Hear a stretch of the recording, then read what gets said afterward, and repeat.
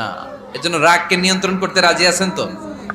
এক সাহাবী এসে বললেন, ইয়া রাসূলুল্লাহ, আউসিনি ইয়া রাসূলুল্লাহ, ও নবী আমারে নসিহত করেন, আমারে কিছু উপদেশ দেন। বিষ্ণু বললেন, লা তাগদাব, তুমি রেগে যেও না। সাহাবী বললেন, আরেকটা উপদেশ দেন। বিশ্বনবী বললেন, লা তাগদাব, রেগে যেও না।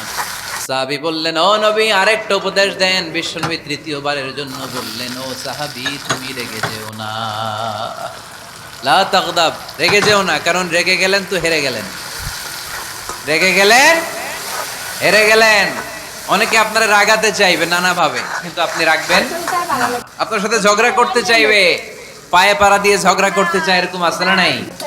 আপনারা রাগাতে চায়, ফুসলাতে চায়, কিন্তু মুমিনরা, মুত্তাকিনরা, তারা যেন তেন কোনো কারণে রেগে যায় না। তারা তাদের রাগকে হজম করে। আলহামদুলিল্লাহ পড়েন। আল্লাহ রাসূল সাল্লাল্লাহু আলাইহি ওয়াসাল্লাম কখনো রাখতেন না।